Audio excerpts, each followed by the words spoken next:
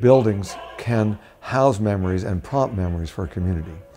And in the case of the First African Baptist Church, you have that building which was built by enslaved people in the 1850s. And that building was a great place to have the community remember several amazing chapters in the history of African Americans in Lexington. This building is on the National Registry of Historic Buildings for this country.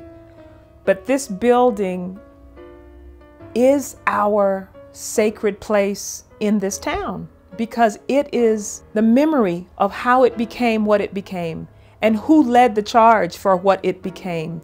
It's about who we are as a citizenry. And so we have to, all segments of the community, come together and take care of it.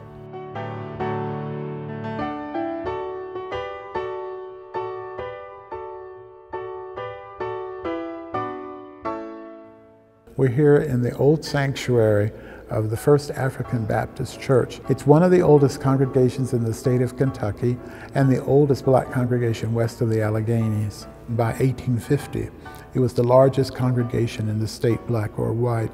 It had 2,000 members. It's really an extraordinary story. Peter Durrett, a slave who founded this church in 1790, who led a group across the mountains from Virginia, followed by another very famous minister, London Farrell. London Farrell was a very charismatic fellow. He was extremely likable by both black and white. And one of the things that truly endeared him to the community was his extraordinary leadership and responsibility during the cholera epidemic in the early 19th century.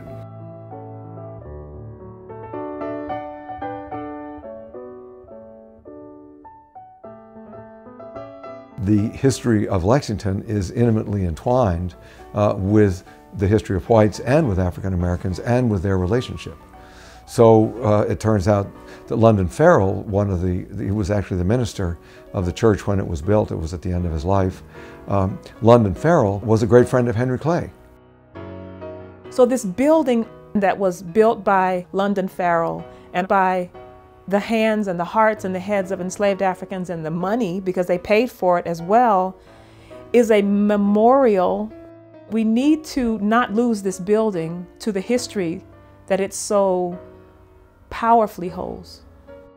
I see it as a wonderful facility for performance, a wonderful facility for a museum, a wonderful facility as a center where we can celebrate not only the African American culture, but the culture of our community.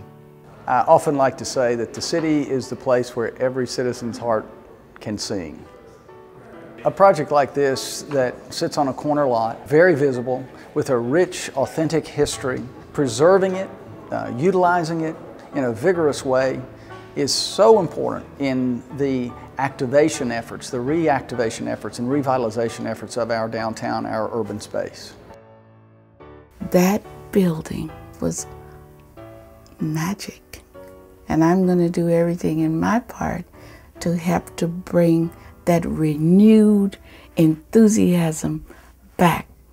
It can be a community house or building, auditorium, symphony hall, whatever you want to call it, to bring back the art of music. And this time, it will be all of us, black and white, who will come to this building on Dewey's.